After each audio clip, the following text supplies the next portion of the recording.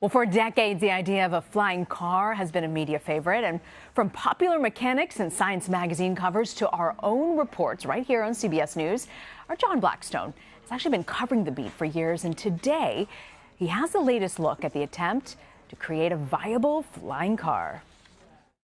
Marcus Ling calls his invention a personal aviation vehicle, an electric aircraft so easy to fly, he says, you need little training and no pilot's license. When you press the thumbstick to climb with this, you have absolute full control. Ling gave CBS This Morning an exclusive tour of the secret Silicon Valley facility where the craft he calls Blackfly is being built. His breakthrough invention, What we're going to do is we're just going to run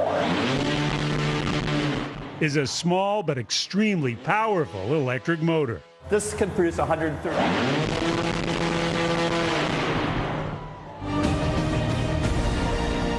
Ling claims the 8-motor single-seat aircraft has actually flown thousands of miles in test flights controlled from the ground before they ever put people in the cockpit. We first flew 10,000 miles. We did 1,000+ flights. All autonomous. Autonomous, and we had a payload of 200 pounds. So what are the safety features? First of all, you have to start off with the technology and some magic buttons like a return to home button for people who fly for the first time. For decades, flying cars have been part of a future that has never quite arrived. So this was the commuter. This would have been the helicopter in everybody's garage. The Hiller Aviation Museum in Silicon Valley displays several flying cars that just didn't get off the ground. The technology wasn't there because they didn't have the computers. And now the computers can actually manipulate the controls. Now, companies around the world are developing flying cars. Google co-founder Larry Page is supporting 2 flying car projects. Uber is working on flying taxis. Marcus Ling wants Blackfly to be on sale next year, so anyone can buy it. What are we talking? Price of a luxury Mercedes? Price of an SUV.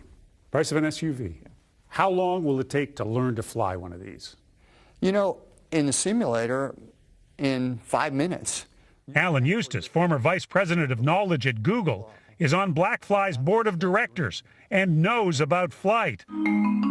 He was carried by balloon into the stratosphere, then parachuted nearly 136,000 feet, breaking a world altitude record in 2014.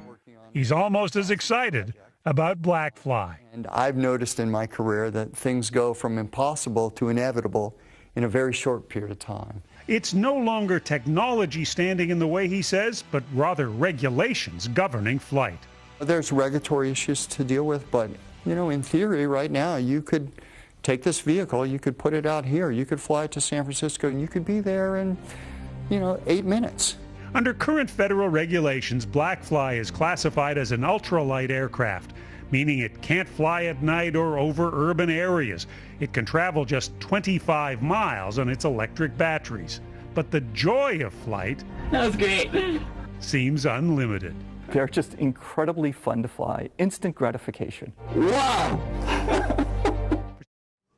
And John Blackstone joins me now from San Francisco. John, you've been covering flying cars for nearly a decade. I'm sorry, we just couldn't resist. We had to open up the CBS News vault, and we had to pull this clip from More than a decade. 1988. You're right. If you do the math, it's more than a decade. It's 2 decades.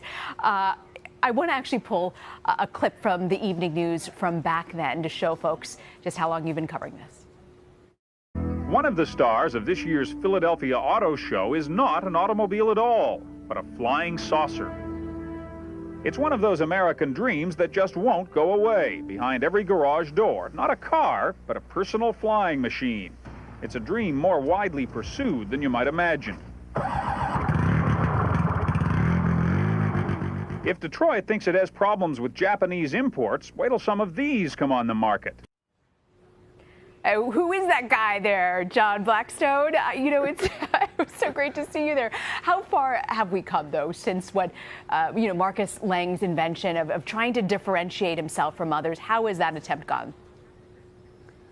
Well, computers have made a big difference, and Marcus Lang's development of this very small, powerful engine, powerful electric engine has made the big difference. He was working on paper 9 years ago, and he did some calculations given the technology that was available, and he said, no, this can't be right. I can't get this much power out of a small engine. Did the calculations another way. It looked like it was right. He did the calculations again. He said, I can do this. Nobody believed him. For 9 years now, he's been working on this, and he's developed this very powerful engine. You put that, this very powerful electric motor, you put that together with the battery technology we have today, that's what makes this possible. Yeah, that's a great thing about innovation. It's impossible until someone actually makes it happen, and then everyone's a believer. But what I don't understand, John, is that, Lang believes that the vehicle might be priced at your average SUV. I actually think that it would be more expensive for something like this. How is he able to get to that price point? Well, one of the things to realize about this is that in many ways it's easier to build this aircraft than it is to build a car. There's these 8 motors on it, and there's some batteries. That's it. It's a very simple construction. One of the problems with flying cars has been that they've been very complicated. Trying to make something that's both a car that drives along the road and then, flips out some wings or something like this and can fly, that's a very complicated proposition. That's why the people who are looking at flying cars now really don't call them flying cars anymore. They're aerial vehicles. They're going to take off and land in one spot. You won't have to drive to an airport or something like that. The price point, I think this will be the price of an expensive SUV, I think, to begin with. SUVs come in a big price range. This will be the price of an expensive SUV to begin with. But the idea is the price will come down over time. This shows that it's possible. We've seen the auto industry focus more on self-driving vehicles in recent years. Do you think that this concept of a flying car has a place in the future? And is it something that car companies should focus on developing?